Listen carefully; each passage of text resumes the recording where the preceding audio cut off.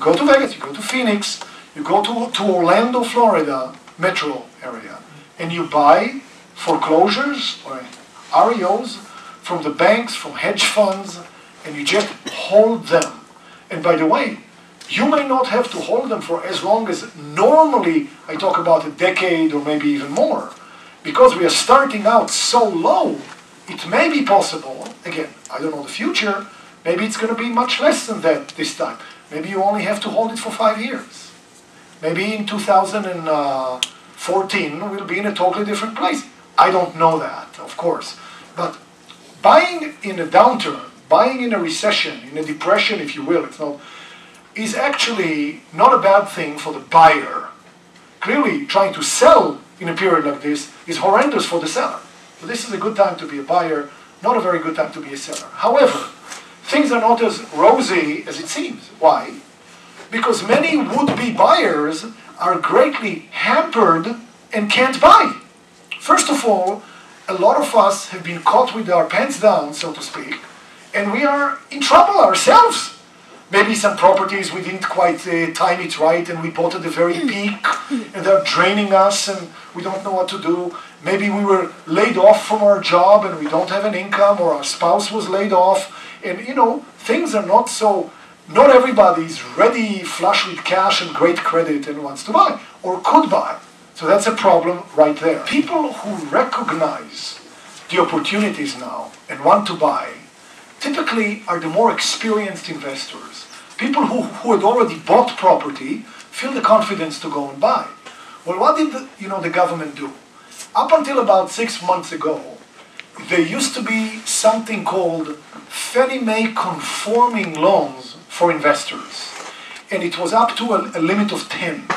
So if you owned less than 10 mortgages, including your own home, you were still Fannie Mae and Freddie Mac conforming, and you could get great loans.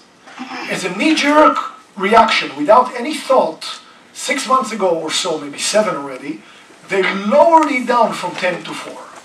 Exactly the opposite of what should have been done, of course.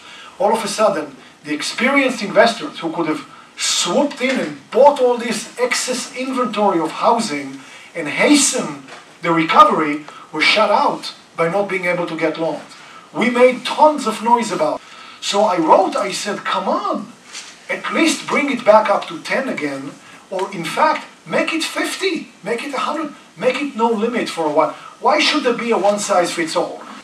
The government did listen, and about a month and a half ago, they did ratchet up back to 10 with some harsher, but the banks have not really adapted yet and brought up programs for that.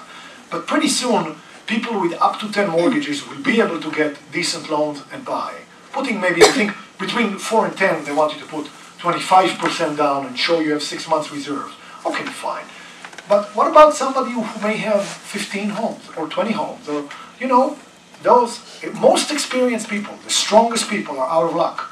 They cannot get loans. So for those of you that own less than 4 mortgages yet, including your home, you are in the sweetest, luckiest position. You get the best loans. You put 20% down, no more 10 now. Great rates, the rates are very low, no problem at all. Those of you in this room that own more than 4 but less than 10, you're going to be fine. You're going to get very, very good loans. Those of you with more than 10, totally different story. You bought with your partner. Right.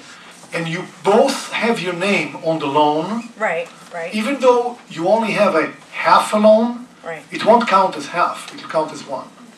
So there are loans available to a brand new entity, but they're not going to be 20% down loans.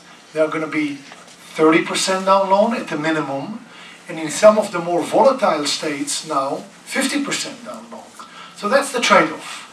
Or, if let's say you sit down with a lawyer who specializes in setting up syndications and they know the Regulation D and the SEC laws and do it all right, and you have a private placement memorandum and you bring accredited investors to your group and you form an entity such as an LLC, then yeah, you will buy the properties in the name of the LLC and you will get loans, if you get loans, in the name of the LLC, but they're going to be 30% down or 50% down, depending on the state. For example, I talked about, if I were to do it, I would buy cash. So there are trade-offs. That's why people like buying properties in their name so much. Not because they want to be exposed, but they want to get the better loans. But I'm here speaking about real estate. So my real estate little narrow way of dealing with that is right now, when the rates are extremely low, still, let's pretend for a second that they're going to be the same for another year and a half. I'm just making it up because I don't know. But let's just say there's a window. During the window, not only are the rates extremely low, but also are the prices, in many markets. So I want to stock up on as many properties as I can with fixed rate, 30-year loans, 30 years fixed, and then wait. And that inflation wave that I absolutely think is coming is just going to make my situation look very good. Inflation has a very strong effect in favor of you holding homes with fixed rate mortgages, obviously. I learned so much in every one of those things. I hope to see you. Thank you very, very much.